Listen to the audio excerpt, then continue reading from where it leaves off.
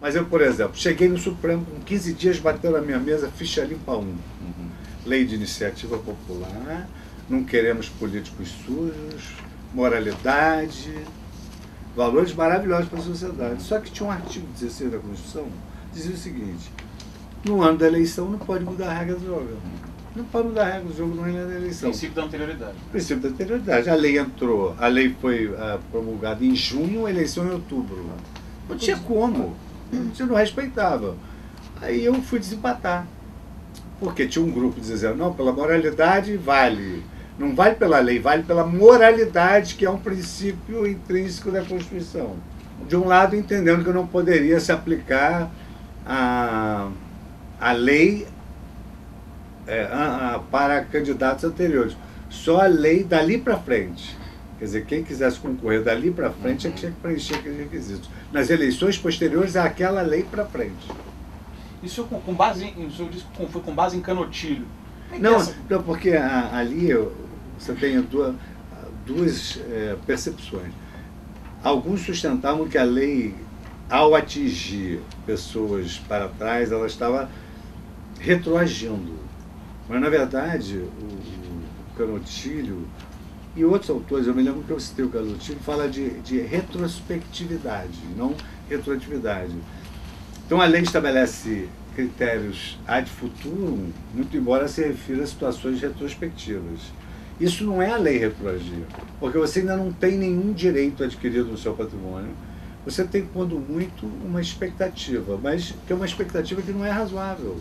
Porque você quer concorrer sem preencher requisitos de moralidade que são íncitos à atividade política.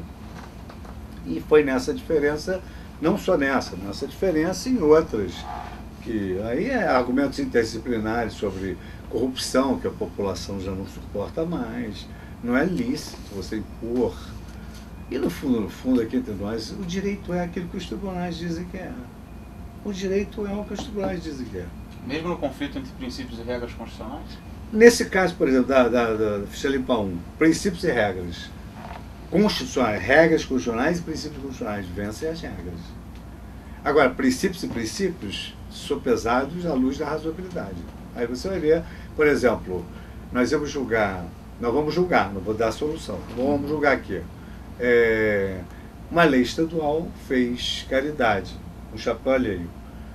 Todos os idosos de 60 anos em diante, que hoje em dia tem uma ironia, você considerar com essa taxa de sobrevida aí, uma pessoa de 60 anos idosa. Mas todos os idosos poderão adquirir remédios com 30% de desconto na rede particular.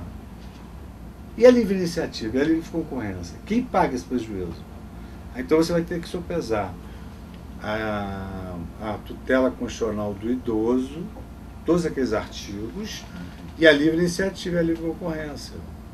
E você vai ter que ter uma solução para isso aí, à luz do princípio da razoabilidade. Aí você tem vários testes que você se submete à lei sobre a proporcionalidade, a necessidade, e eventualmente até a criação de uma obrigação. Aí tem que ver se o Estado, quem é que vai pagar essa conta. Tem que ver quem é que vai pagar a conta, né? Porque senão, certamente se soubesse que ia mudar esse ambiente objetivo, não teria entrado para esse ramo. Aí vai vender tomate, que aumenta, preço. E a conta do ISS dos Correios? A mesma coisa. Eu não funcionei, só funcionei nos embargos de declaração. Eles entenderam que, no primeiro momento, que o monopólio era só para atividade tipicamente pública, não atividade que se submetia à livre concorrência, como essa de remeter contas, etc. e tal. E, posteriormente, o argumento que prevaleceu, que eu vi que mudou no plenário, foi o seguinte, que as atividades que os Correios exercem, que são atividades sujeitas à livre concorrência, elas servem para minimizar os prejuízos que os Correios têm na atividade monopolizada. Por quê? Porque o Correio é obrigado a entregar uma carta lá na Conchinchina, pegar um barco, onde não ganha nada e ainda gasta dinheiro para entregar. Então ele tem a contrapartida de, nas atividades em que a concorrência é livre, ele também tem tratamento privilegiado. Foi um critério utilizado. Perfeito. Ministro, para um juiz de carreira ter julgado a constitucionalidade do CNJ? Eu confesso que eu não estava no Supremo nessa oportunidade. A votação ela não foi uma votação tranquila e eu votaria contra. Eu votaria Você acha que o contra. CNJ tem condição? Não é inconstitucional. Eu acho que a composição do CNJ é inconstitucional. Por quê? Eu acho que a composição do CNJ está no caminho da inconstitucionalidade. Porque ela é uma. A composição do CNJ não perpassa nem por um critério de razoabilidade. Porque ela coloca na mão de pessoas completamente inexperientes o julgamento de toda a magistratura. Então ela coloca políticos com influência política, ela coloca ali magistrados que têm, digamos assim, uma natural aversão à ditadura dos tribunais, magistrados de primeiro grau, que são contrários a que os tribunais possam revogar as suas decisões. E elas têm um ou outro idealista. Eu acho que a composição é muito heterodoxa para o que ela julga. E de uma forma ou de outra, o CNJ passou a ser endeusado de uma maneira que ele pode tudo, tem limite. Tem limite. O que há de mandado de segurança no Supremo contra o CNJ é algo incalculável. Hoje, ele é tão deslegitimado que ele hoje é um dos maiores clientes do Supremo. Os maiores clientes do Supremo. Então, por exemplo, a gente toma uma decisão assim, ó, você está 20 anos numa função, está destituído da função. Quer dizer, num país em que você promete na Constituição Federal como cláusula pétrea a segurança jurídica, que venha a ser mutatis mutandis o princípio da proteção da confiança legítima, você não pode atuar assim. Pode atuar de maneira espetacular. Daí é um órgão que tem dado demonstrações de se curvar aos apelos da opinião pública sem compromisso com a legalidade estrita. Isso um dia vai acontecer. Como é que o senhor imagina, como é que o senhor vislumbra um futuro que não vai ser longínquo? O senhor vai ser presidente do CNJ. Vai ser presidente do CNJ, daqui uns 4 anos, por aí. Como é que vai ser isso? Aí a gente imprime o nosso ritmo, né? Porque eu acho que o presidente de uma instituição... Eu, por exemplo, o Carlos Aires, numa entrevista, traçou meu perfil. O Fux é um ministro agregativo. O que isso significa dizer? Isso acontece na Suprema Corte Americana sem qualquer arranhão na independência, na neutralidade, na democracia. As pessoas têm que conversar, têm que falar, têm que observar. Escuta, isso pode ser uma matéria espetacular. Eles começam procedimentos administrativos com base em notícias de jornal. Ele tem que se aproximar da realidade dos fatos e verificar da proporcionalidade. Então, por exemplo, esse juiz vendeu bem assim, então analogicamente eu aplico o princípio tal e do Código de Processo Civil e vou afastar esse juiz. Não, isso não é assim. A gente fez concurso público, a gente estudou, se dedicou. Então, aí vamos analisar se ele cometeu, vamos dizer assim, um erro em procedendo, algo que se aproxima a uma imperícia. Então, vamos avaliar se esse cara fez de propósito ou se não fez de propósito. Há casos e casos. Eu peguei uma fita de um juiz embriagado batendo uma mulher, uma prostituta, numa cidade do Nordeste e afrontando a polícia, a população local com arrogância. Esse cara merece todas as punições possíveis. Agora, há outros casos em que, por exemplo, naquele caso daquela moça que botou a menor que foi estuprada na cadeia, ela não sabia que ela ia ser estuprada na cadeia. E ela oficiou, depois chegou a essa conclusão que ela tomou todos os cuidados. Eu acho até que reverteram essa punição dela. Acho que ela voltou. Agora, no primeiro momento, afastaram-na. Por quê? Porque saiu na imprensa, menina foi estuprada numa cela só de homem, não tinha outra, e tinha que botar ela ali. E ela perguntou, ou tinha outra, e ela perguntou, a juíza tomou os seus cuidados. Entendeu? Agora, por exemplo, relações institucionais entre os poderes existem. Claro, o presidente do Tribunal de Justiça liga para o presidente do Tribunal de Contas para que o presidente do Tribunal de Contas aprove algo que é do interesse da magistratura. Isso não é uma relação promíscua. Relação promíscua é assim, ó, eu aprovo isso, aí você promete que aí você vai absolver o fulano e tal. Aí isso é uma relação promíscua. Como é que é essa conversa dos ministros do Supremo e Senado, Câmara, presidente? Não, mas, por exemplo, nós atendemos vários políticos. Eles são clientes do Supremo, né? Nós julgamos senadores, deputados federais, presidente da República, e eles são réus em processos, porque o que acontece? Pouca gente sabe. Eles foram prefeitos, governadores. Então eles eram julgados prefeito do TJ, governador no STJ. Só que no momento que eles assumem o mandato federal, desloca a competência para o Supremo. Aí o Supremo vai julgá-lo por um fato pretérito. Eu sou contra isso. Eu acho que devia ser julgado pelo fato que ele praticou no tribunal competente para aquele fato. Eu não acho que deveria ser assim. Deslocar para o Supremo. Mas, por outro lado, e aí a gente atende, eles levam memoriais, atende bem. Por exemplo, o último político que eu atendi, eu achei a postura dele elegantérrima. Ele falou, ministro, eu não tenho medo de nada disso não, eu estou aqui trazendo a história é essa. E aí você não tem camaradagem nessa área, não pode ter. Essa área tem urbanidade, cortesia. Tem pressão? Hein? Tem pressão? Não. Ele é deputado, senador. Você dita o seu tom. Minha avó dizia, assombração sabe para quem aparece. Você dita o tom. Trata bem. Assombração sabe para quem aparece? É. Painel encomendado sobre se a sociedade aceitaria a pena capital. Bom, esse é um painel altamente antipático para que ocupa um dos polos lá. Mas o Nilo falou, bom, eu sou secretário de Justiça, não posso falar nisso. O outro secretário de Segurança do Governo Presidencial não posso falar nisso. Mas tem que ter alguém que fale para fazer o contraponto para a sociedade decidir. Aí eu falei assim, bom, ter amigo que nem vocês não precisa de inimigo. Vocês me pediram um negócio desse para eu ter que defender a pena capital. Eu não entendo disso. Minha área é processo civil. Eu não gosto da ideia. Eu falei, não, mas é um painel encomendado, é um negócio acadêmico. É mais para a gente cotejar a Inglaterra, Estados Unidos, que eles têm lá e tal. Eu falei, não, eu aceito se vocês disserem que é um negócio acadêmico, aí eu vou. Fui lá para o sacrifício. Aí eu tinha que ter uma bibliografia.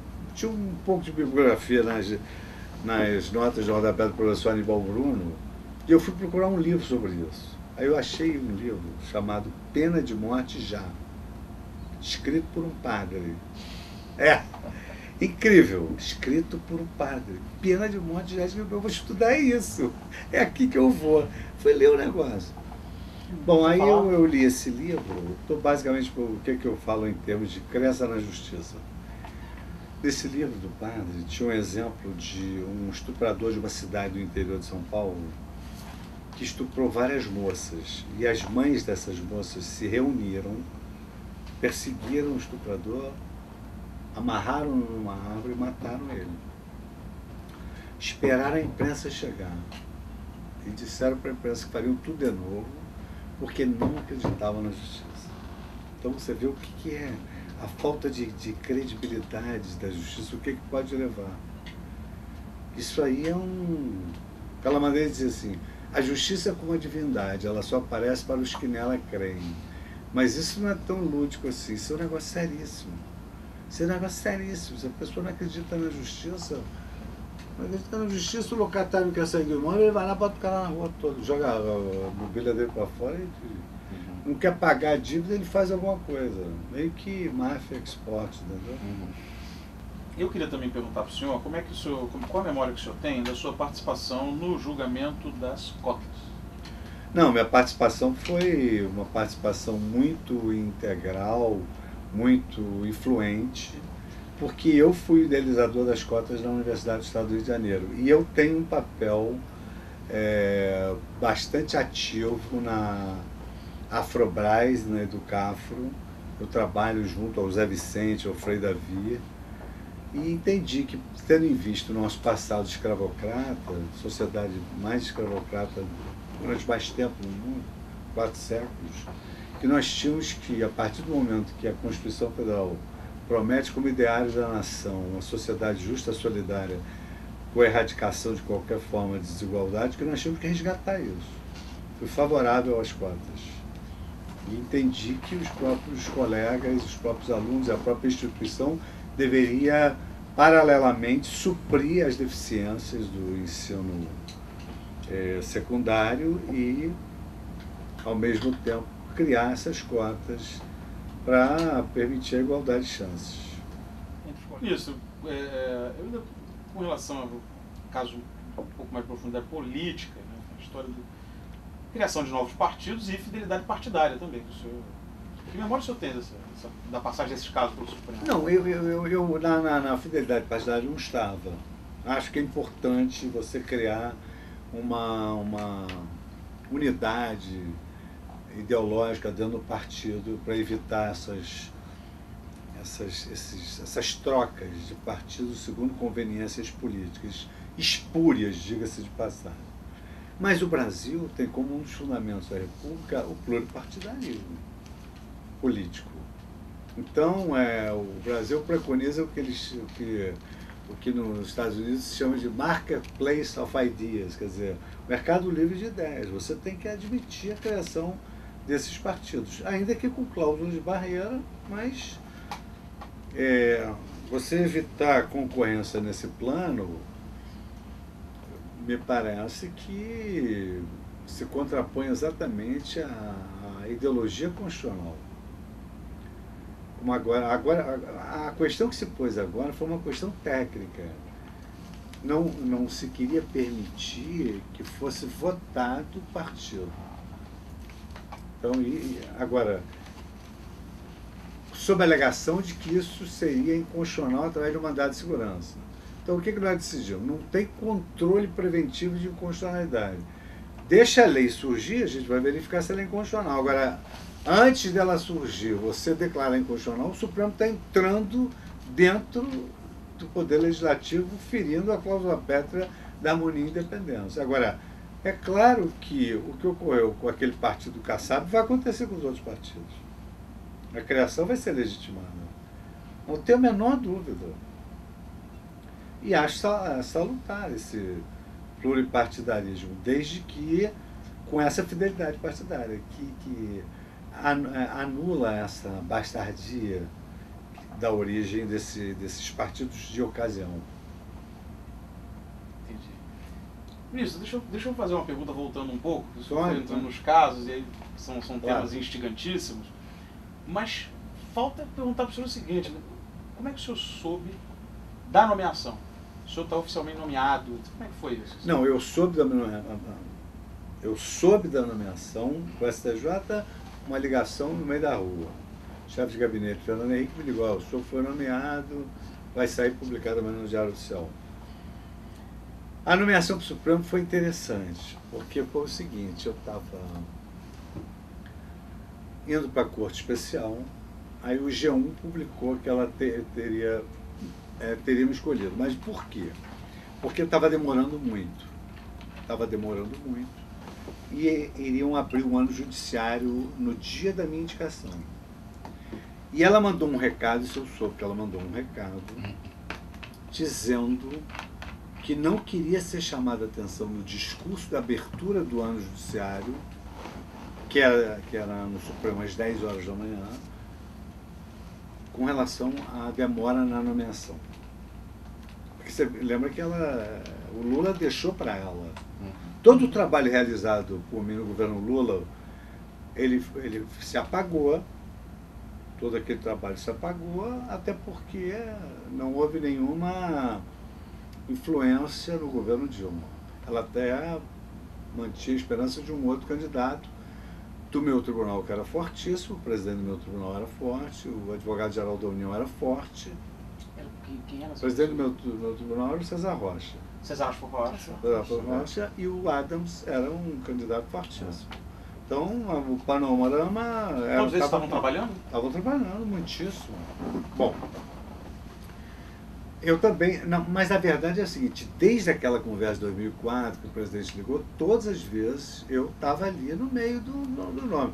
Eu, Barroso, Fachin, Theory, Adams, Toffoli. Foi limpando. Foi limpando, aquilo ali foi saindo. Mas a interação com essas pessoas era concorrencial, era de solidariedade? Todo mundo sabia que todo mundo era... Não, eu te confesso, por exemplo, com o Toffoli eu sabia que ele era um alfangateiro do Lula. Eu falei, eu não vou entrar nessa bola dividida. Nessa eu não vou concorrer com o Toffoli. E aí eu fui solidário com o Toffoli. Além disso, o Toffoli estava concorrendo na vaga do Carlos Alberto Direito, que falecera, era meu amigo do Rio de Janeiro. Eu falei, não vou aqui. Lá, propositadamente, não fui. Eu fiz um trabalho. Pelo contrário, procurei, eu me dava bem com o Toffoli, procurei, de alguma maneira, usar as pessoas que eu conhecia para ajudar o Toffoli, que não precisava, né? Ele era um alfangateiro do Lula, mas na última hora surgiu um imprevisto, uma coisa desagradável, ele ficou um pouco chateado, naturalmente, né? Porque essa corrida é bruta, né? Ela é bruta, o jogo é bruto. Você faz a sua parte ética, mas o jogo é bruto. A oposição joga duro. Então, nessa eu não concorri. Eu concorri em todas. Todas eu concorri. Desde a nomeação do Lewandowski eu estou brigando. Desde a nomeação do Lewandowski. Então eu perdi para o Lewandowski, eu perdi para Carmen Lúcia, eu perdi para o Toffoli, eu perdi para o Carlos Alberto Direito. Perdi para eles, mas por falta de apoio político. Eu conheci, bom, eu fui buscar apoio político com o meu governador, porque na época do STJ, o meu governador era o Garotinho, que não se dava com o Fernando Henrique. Mas o Sérgio Cabral conseguiu 4 milhões de votos para Dilma.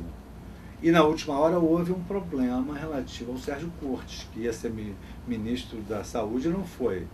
Então, teoricamente, o Sérgio tinha uma cota. E ele trabalhou intensamente. Claro que eu antes... até por indicação de amigos que me disseram, olha, São Paulo é a caixa de ressonância do Brasil, que o PT é de São Paulo, então você tem que frequentar alguns lugares em São Paulo, entregar currículos para pessoas e tal. Eu fiz o que todo mundo faz. Agora até foi diferente, mas enfim, eu fiz o que todo mundo faz. Eu fui, aí ela disse que não queria ser chamada a atenção no discurso, mas ela chegou lá. As paredes do Supremo falam e ouvem, mas chegou lá e disse para o Beluso, eu não vou falar nada aqui no discurso, eu vou assistir a abertura do ano, mas eu vou nomear o Fux ministro Supremo. O senhor tem alguma coisa contra? Eu não estou lhe comunicando. Eu estou lhe comunicando, não estou lhe consultando. Que é o jeito dela mesmo, né? Aí comunicou. Eu com ela nunca tinha... Ele disse que tinha alguma coisa contra? Não, ela disse que não tinha nada contra. Ele tinha outro candidato, eu não tinha nada contra. Bom, aí eu nunca tive contato com ela, nunca. Eu conhecia o ministro da Justiça dela, o Carlos Eduardo Cardoso, que era a pessoa mais influente. Eu conheci o Palocci, porque Palocci teve um momento lá no STJ que tinha uma causa muito desastrosa economicamente para o governo, e ele teve a oportunidade de trocar impressões comigo sobre a repercussão daquele crédito prêmio do IPI, que ia causar um rombo de não sei quantos bilhões, e nós fomos sensíveis àquilo. Ele ficou, eu fui o relator do leading case, ele ficou bem impressionado. Ele viu que eu tinha preocupação com a governabilidade. Então ele advogava a minha nomeação. O Sérgio Cabral mais, porque o Tribunal Federal, vaga do Rio, 4 milhões de votos para Dilma, ele falou, essa eu não quero perder. E ele tinha feito o caso Alberto Direito. E aí, então, eu fui aí ela falou para o Peluso. Quer dizer, falou para o Peluso 10 horas da manhã. O G1 publicou meio-dia. Fux é o escolhido para 10 horas. Eu mesmo, zero, não sabia de nada. Aí eu fui para a Corte Especial do STJ e cheguei lá, a imprensa, eu não sei de nada. Porque aí eu comecei já a achar que era fritura aquilo. Entendeu? Você lança o nome. Fritura, lança o nome, não é? Para queimar, ou seja, vai ser e não é. Aí eu cheguei lá, falei com os colegas, mas já está assinado? Não, eu não sei de nada. Demorou pouco, entrei no carro, falei até com o meu motorista, meu Deus do céu, estou desesperado com esse negócio. Eu não recebi uma ligação, nada. Não recebi uma ligação, não tem nada. Como é que fica o estado de nervo nessa hora? Desesperado. Desesperado, eu queria muito. Eu fiquei desesperado. Fiquei ansioso demais. Aí no meio da ponte, JK, toca o telefone. Zé Eduardo Cardoso. Que eu chamava ele de Zé. Então eu falei, ô Zé, que telefone, bendito telefonema, Zé. Aí ele falou assim, o senhor poderia estar aqui no meu gabinete se quis? Eu falei, não falou direito comigo. Não gostei. Fui pra casa, sempre tem um apoio e tal, liga para um, liga para outro. Eu liguei para minha mãe, que é uma pessoa que tem calma. Falei, mãe, o que tu acha disso? Eu tô achando que o cara me tratou frio, vai chegar para mim e vai dizer, olha, tô embora, tem um publicado, quero dizer para você que não leva a mal, não é agora, se depois.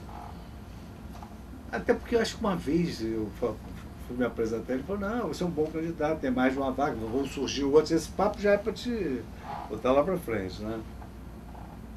E aí eu fui pro gabinete dele. Cheguei lá, esperei. Aí veio a secretária e falou, ele vai chegar mais tarde, para a tortura ser boa mesmo. Aí ele vai demorar meia hora. Olha, eu vou te falar junto com você, eu rezei tudo que eu sabia, de todas as religiões, de tudo. Aí fiquei ali, aí quando ele chegou, ele abriu a porta, cara sério, eu entrei. Eu falei, você não vai me dar um abraço? Você é o mais novo ministro supremo. Aí eu confesso que eu chorei para boa. Dá um abraço. Eu falei, mas fica tranquilo, eu não vou chorar na frente da senhora lá não. Eu a conheci nesse dia da noite. Nesse dia da noite, eu fui na Granja do Torto. Cheguei lá, eu sou falador assim mesmo, falei mais que ela falou, eu não deixei nem ela falar. Daí no final, ela falou, olha, eu acabei de mandar o ofício para o Beto Vasconcelos e tal. Aí mais eu entrei no carro, que aquilo aí já era concretizado. Eu entrei no carro, ela me mandou levar, porque eu fui para lá. Eu fui para lá no carro com o Zé Eduardo. E ela precisava conversar com outras coisas com ele. Aí ela me mandou levar num outro carro com outra pessoa. Eu fui sozinho, né? Aí eu cheguei pro carro e falei, meu amigo, você não começa a chorar aqui não, não. Eu peguei o telefone, liguei para todo mundo que eu tinha direito. E no dia seguinte, aí cheguei em casa, tinha umas poucas pessoas, sim, um ou outro colega, o Cadu estava lá, que trabalha comigo há muitos anos, o profissionalmente a sua maior conquista? Essa é de professor titular, eu acho. Essa é de professor titular. Essa porque eu sou de carreira, né? Então, você entra na carreira com 27 anos, você vai pensar que um dia você vai ser ministro supremo. Que é dificílimo você ser ministro supremo sendo da carreira. Muito difícil. Quando eu entrei no Supremo, o único ministro da carreira era o Peluso, da carreira da magistratura. E tem um detalhe, eu sou da carreira toda.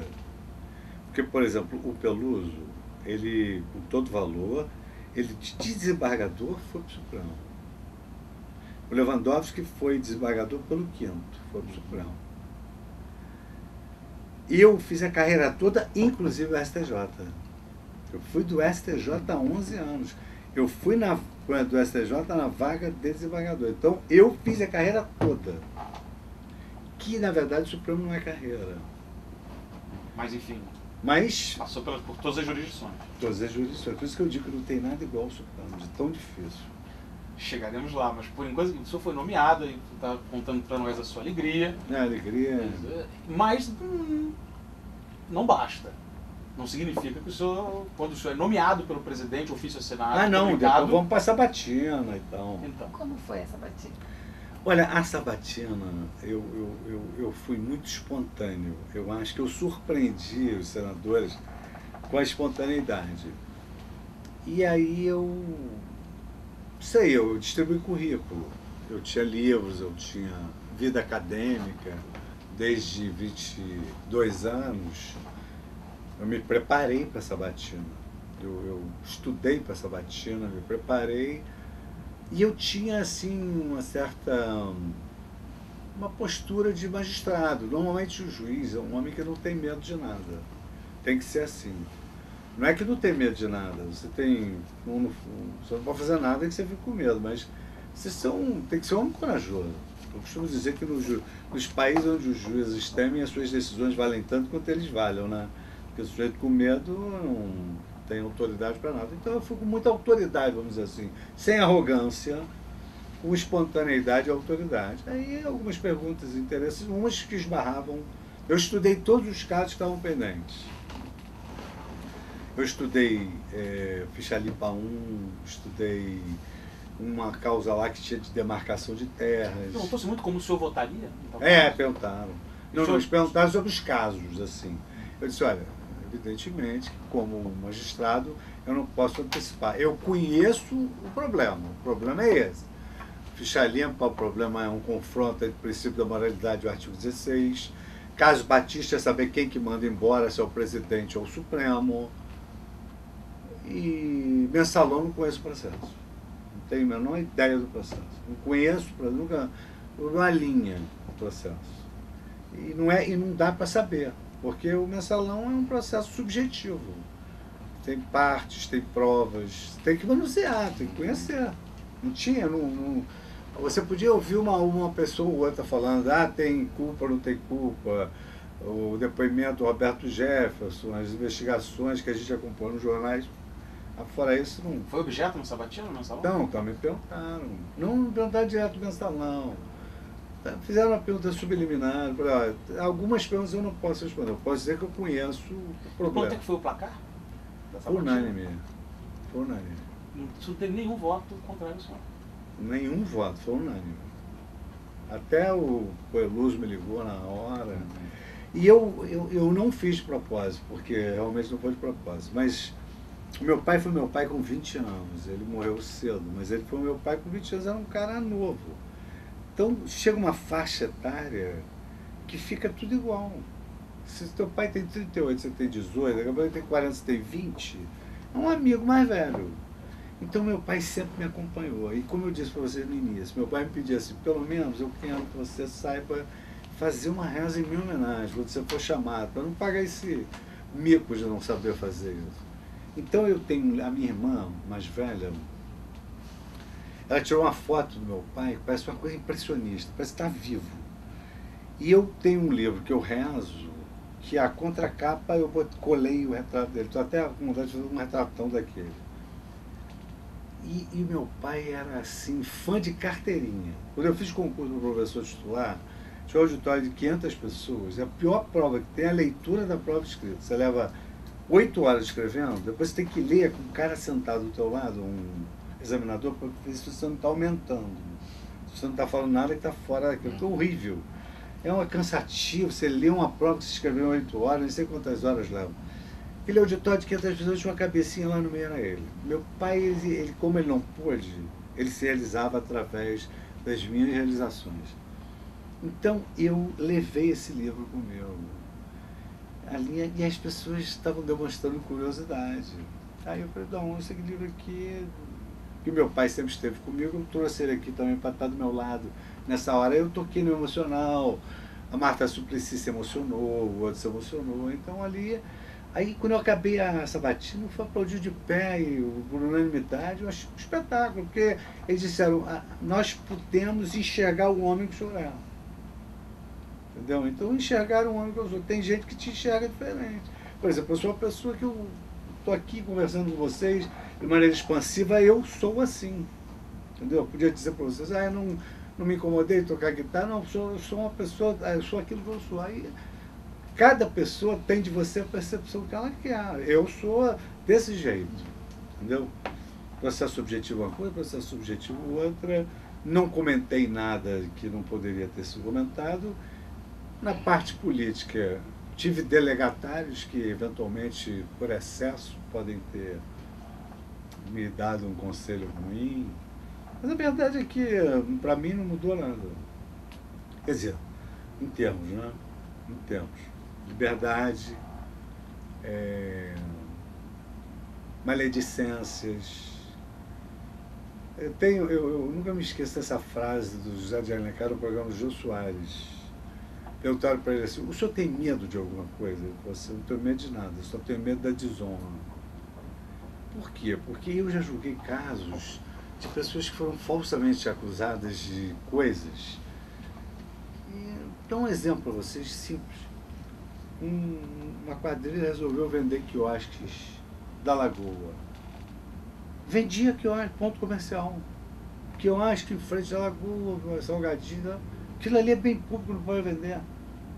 Então é uma quadrilha realmente. Aí, essa quadrilha precisava da formatação jurídica que ele gosta. Lagoa Rodrigo de Freitas. Lagoa Rodrigo de Freitas. Precisava da formatação daquela quadrilha, né? Da formatação escrita. Aleatoriamente entraram num prédio na cidade, não me lembro qual foi o prédio, para procurar um advogado. Aí desceram e encontraram uma sala com a porta de vidro, letras douradas, doutora fulana de tal, uma advogada, uma porta bonita. Entraram, a porta fazia barulho quando abria, entraram.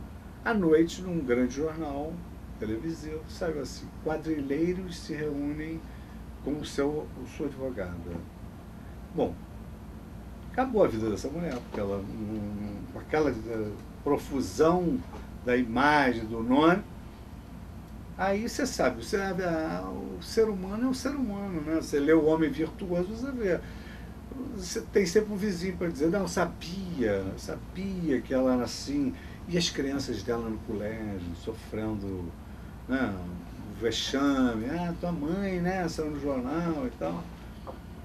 E ela não tinha nada a ver com aquilo. Então ela entrou com uma ação, ela ganhou a ação, dano moral. Depois eles recorreram para dizer que aquilo ali era só noticiando um fato, coisa nenhuma, né? Porque tivesse se verificasse o fato, era verdadeiro, isso não era. Porque ela foi tida como quadrilheira, né? Bom, aí ela pediu, aí foi no Tribunal de Alçada ainda. Ela pediu que ela aguentava mais aquilo ali exposto. Ela pediu para que fosse passado pela televisão para nós verificarmos a gravidade do fato, o grau de veracidade que aquilo passava. E uma televisão lá para nós e segredo de justiça.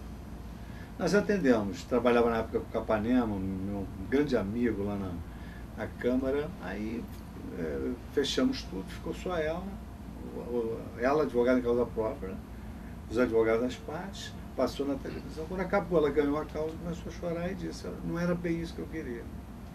Eu dava tudo da minha, não queria dinheiro nenhum, eu dava tudo para que a minha imagem não saísse, para que meus filhos não sofressem o achincalhe que sofreram no colégio, eu no prédio.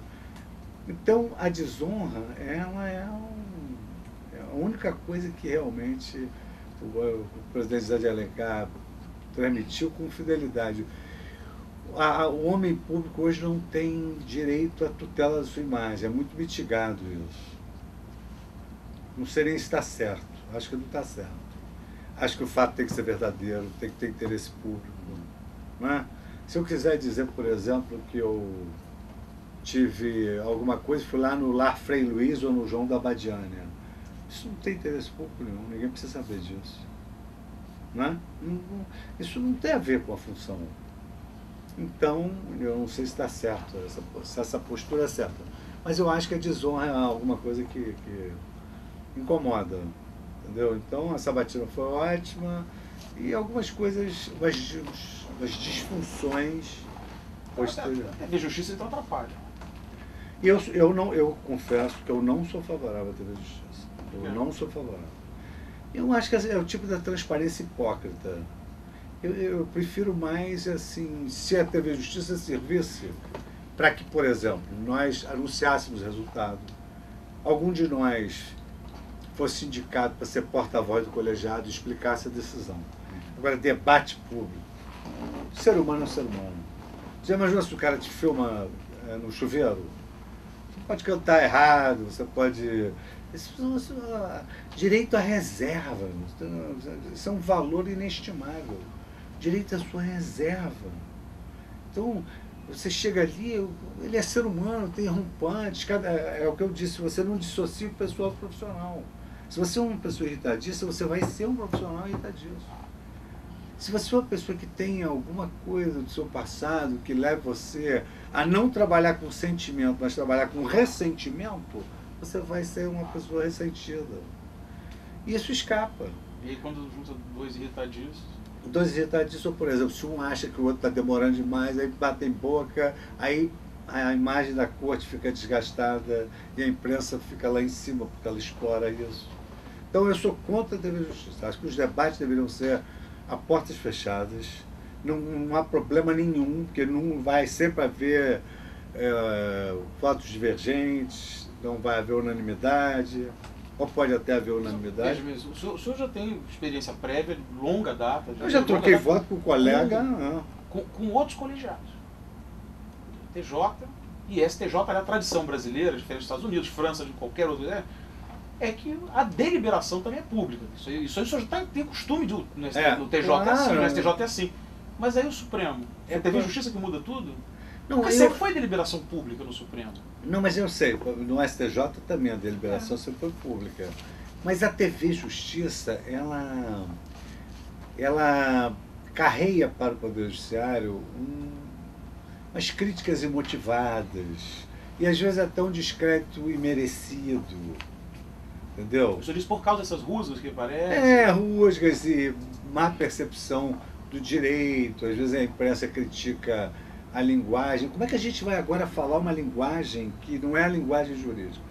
É claro que a simplificação do direito é o ideal, mas há um mínimo de linguagem jurídica que faz parte da reserva mesmo do vocabulário, né?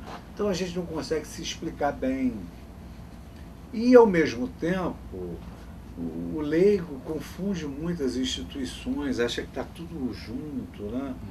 Que é polícia, justiça, legislativo, não sabe fazer a tripartição, acha que...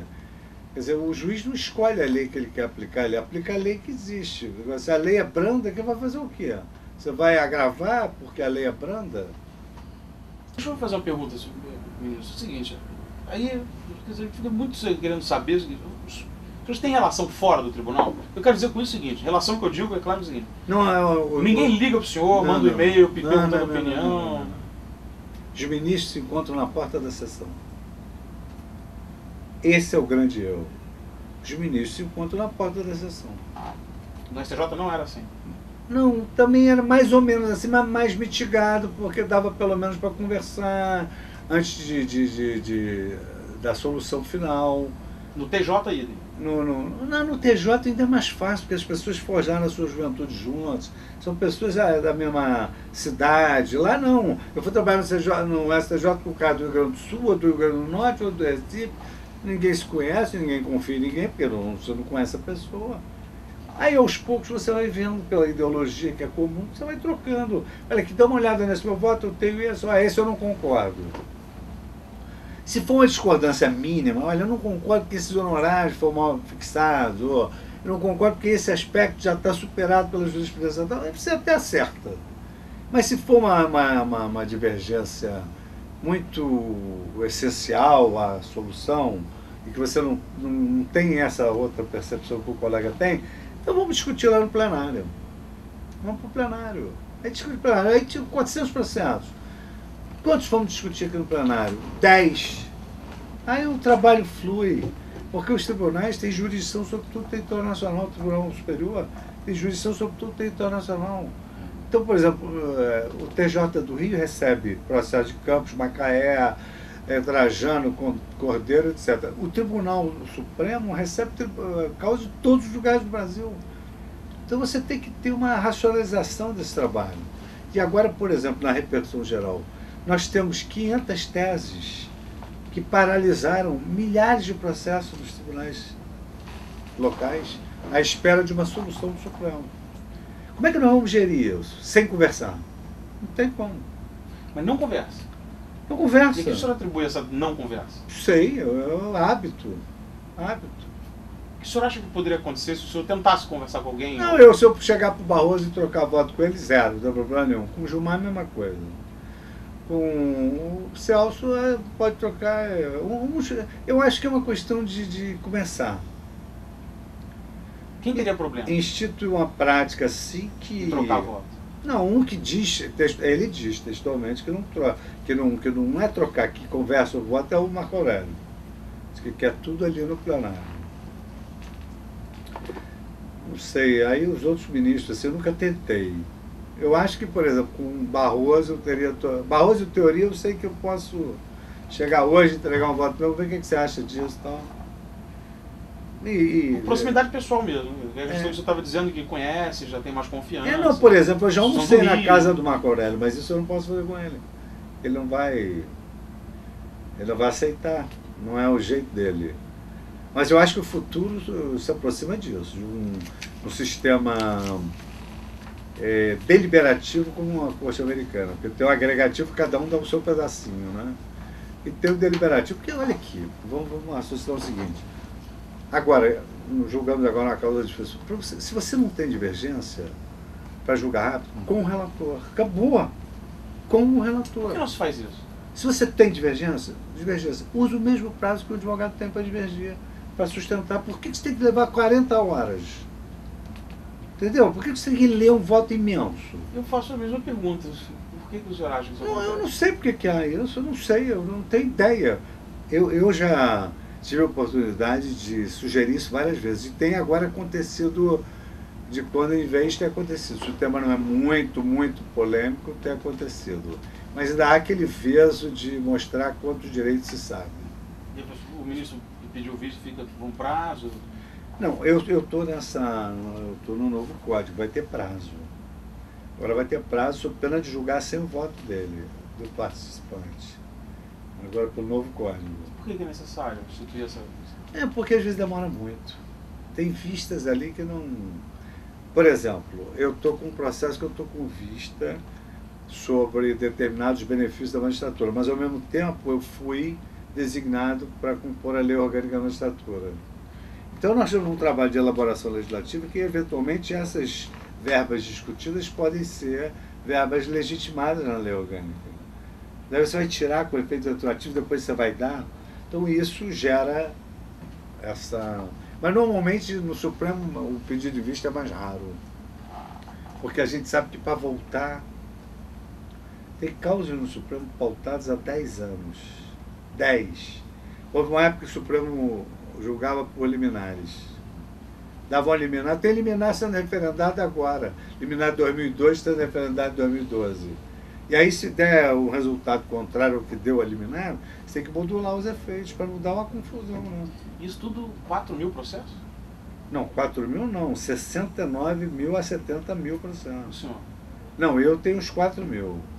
Como é que... Eu estou fazendo... Mas entram 1000 por mês, não tem como esvaziar. Não, mas como é que... Como é que você dá que conta de uma quantidade dessa? Bom, isso é o seguinte. Você entra num gabinete, você tem que imprimir o seu estilo. Então, por exemplo, como tem causas de todo o território nacional, tem muitas causas repetidas. Então você cria um padrão, um modelo, olha, nesse caso vamos aplicar isso. Aí o que vier vai na aplicação disso. Agora, tem repercussões gerais. Então eu tenho 80 repercussões gerais. Então o senhor tem uma equipe, se não bem entendido. Não, tem uma bela equipe. Como é que o senhor montou essa equipe? Eu montei minha equipe com meus alunos do mestrado e doutorado. Da UERJ? Da UERJ. Levei todo mundo do Rio. Orientando os seus? Uns sim, outros não. Uns eu levei pelo currículo, outros eu levei pela orientação. Mas tudo menino. Quantos são no seu gabinete? Não, e essa tropa de choque, assim, meu BOP ali, tem... meu BOP ali tem uns 5. Garotada de cabeça, tudo cabeça boa. Falam vários idiomas, pesquisam tudo. Quem dá a linha sou eu, né? Por exemplo, ficha ali para 1. Todo mundo palpitando. Eu falei, tudo bem, vamos fazer o seguinte. Quem me convencer que entre a regra do artigo 16 é possível sobrepor-se o princípio, ganha o jogo. Vamos embora. Vamos debater aqui. Não deu para saída. Porque como é que você vai pegar uma regra constitucional e anular a regra constitucional? Entre uma regra constitucional e um princípio, não tem como a regra constitucional não prevalecer.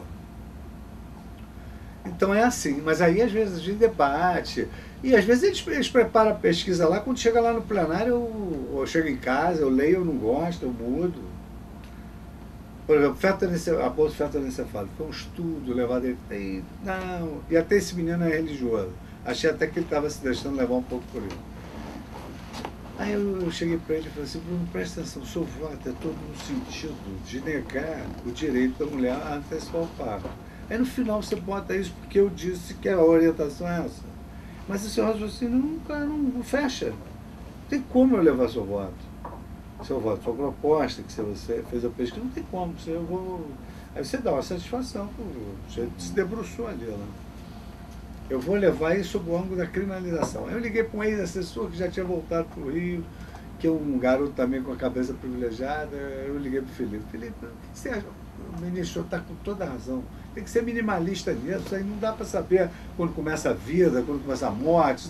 Isso não é papo para nós, é para filósofo que sabe isso, não sabe também. Então vamos trabalhar com o que é palpável, que a gente pode... Mas é curioso, então o senhor chegou a já fazer uma, vamos dizer assim, se o senhor me permite uma claro. Coloquial, um feirão, assim, olha, vocês 5, minha tropa de choque, cada um vai me propor uma... A gente sempre debate. Tem um debate. E às vezes ele faz a pesquisa e já traz para o senhor um modelo de voto. Eu, por exemplo... O senhor concorda? Eu pego o cara e digo assim, então eu vou votar nesse sentido. Agora, vamos analisar a questão do desacordo moral razoável, vamos analisar a redução teleológica desse dispositivo, vamos analisar os aspectos estritamente hermenêuticos da disposição, e aí eu dou o sumário, né? Aí ele vem com o sumário e dentro daquilo que eu propus. Mas engraçado, nós temos uma afinidade boa. Não tem, assim, não acho. Também não tem subserviência, não. Eles têm liberdade de... O senhor tem juiz auxiliar? Tem 2. Tem um federal, agora eu tenho 2 federais. A inquirição, né, porque não dá tempo de você ficar indo se deslocar para ouvir a testemunha e voltar, não dá. Eu tenho 2 juízes auxiliares que são muito bons. Isso, se o senhor me permite. Claro. Houve uma dessas rusgas, muito mais leve, evidentemente, aconteceu entre o ministro Joaquim Barbosa e o ministro Marco Aurélio. Isso. Quando Joaquim Barbosa resolveu agradecer os seus assessores, juízes auxiliares, quando encerrou a primeira rodada de 13 de setembro. Porque aquilo fugia à liturgia. O ministro Marco Aurélio, ele é muito preocupado com a liturgia da corte. Então ele acha que... E vários outros estão também. Então não é hábito da corte elogiar, não é hábito da corte festejar nada, não é hábito da corte falar mais do que o essencial. Você vê que a posse só tem o hino nacional e acabou. Isso é uma questão de seriedade da corte. Por isso é que quando eu, na posse, depois de um discurso solene, fui tocar a guitarra, aquilo representou uma antinomia, né? Foi isso. Eu gostaria de fazer mais uma pergunta, se me permite voltar, ministro. Pode, então, o senhor foi nomeado. Como foi o seu primeiro dia de Supremo Tribunal Federal? Como foi chegar nessa posição que o senhor tanto, como magistrado, como foi a sensação? Eu fui muito motivado. Eu cheguei lá muito eufórico, querendo trabalhar muito, querendo conhecer a minha tarefa, qual seria, já fui me inteirando, e já tinha formado a minha equipe, chamei o pessoal, passei meus valores para eles. Uns eu conhecia já da faculdade, outros eu não conhecia. Foi assim, foi como se Deus tivesse me dado um presente e eu tivesse que aproveitar aquilo ao máximo, entendeu? E aí eu estava muito realizado. Foi assim a atuação de quem se sente realizado na profissão. E até hoje eu trabalho com... Para mim, quando eu vou para Brasília, eu vou com a maior satisfação do mundo. Eu não tenho medo de nenhuma bomba que possa cair lá, zero. Então hoje não tem nenhum balde de água fria? Balde de água fria? Não tive.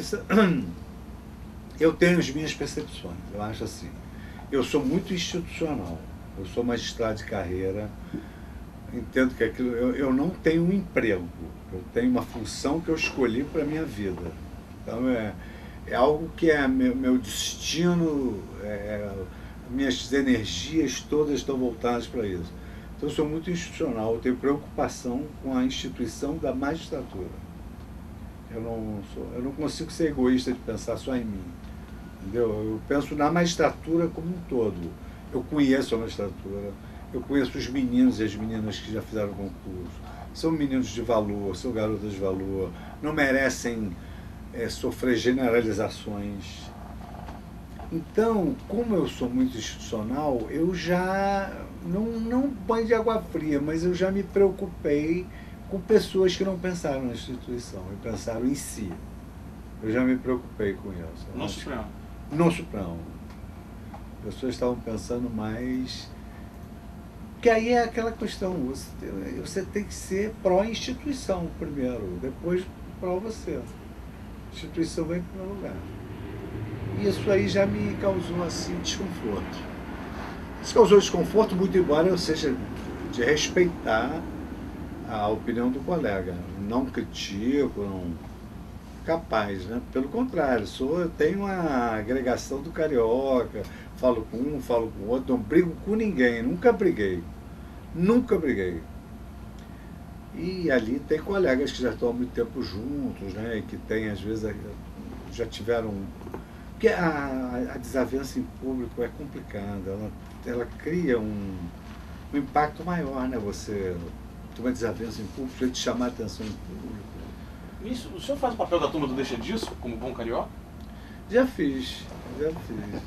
Entre Joaquim Barbosa e Lewandowski? Já fiz. Funcionou? Funcionou bem, por exemplo... porque às vezes escapa, o jeito vai, mas eu até posso contar porque foi algo que saiu de público, então não tem por que esconder. Tem coisas que eu não posso contar, mas tem coisas que eu posso contar. Essa eu posso contar. Durante o julgamento dessa ação penal, o ministro Joaquim Barbosa se desentendeu com o ministro Lewandowski. E um disse para o outro alguma coisa tipo, o ministro Joaquim falou assim, mas Vossa Excelência está fazendo o papel da defesa? Aí o ministro falou, mas por que? Vossa Excelência está fazendo o papel do Ministério Público? Por quê? Porque o ministro Joaquim Barbosa foi do Ministério Público e o ministro Lewandowski foi advogado. Então saiu assim por isso. Mas aí o Lewandowski falou, não, aí quando chegou no intervalo, o Lewandowski falou, não, eu não vou aceitar isso de jeito nenhum, falei, o ambiente já está carregado, vamos devagar, porque era um processo criminal de muita repercussão, não vamos dar chance que entendam que nós estamos desunidos, vamos, pelo contrário, mostrar que estamos unidos. Não, mas ele tem que me pedir desculpas de qualquer jeito, eu falei assim, deixa comigo. Aí o Joaquim tem uma cadeira que ele senta assim, que ele tem um problema de coluna, e ele no intervalo ele dá uma esticadinha assim. Sentei assim do lado dele, assim. Perdão pelo microfone. Não sentei do lado dele. Falei. Sentei do lado do ministro Joaquim e falei assim, Joaquim, você vai ter que pedir desculpa ao Lewandowski. Eu assim, não vou pedir. Eu disse, não, você vai ter que pedir, porque não tem saída, porque você acha que exagerou na dose. Ele falou, mas eu já falei. Eu disse, não, mas é por isso mesmo. Eu já falei, você tem que pedir desculpa. Você não precisa pedir desculpa, porque ele é uma criança. Chega lá, mas eu peço escusas, porque eventualmente me exacerbei, papai, então... Eu falei, Joaquim, você hoje é o cara mais legitimado democraticamente com essa sua solução. Minha mãe te vê, você não vai perder a chance de manter essa tua legitimação democrática. Todo mundo vai achar que você vai sair mais por cima ainda, porque você vai, digamos, um ministro chegar ali e pedir desculpa ao outro, que se exacerbou durante o debate. Tá bom, eu vou pedir.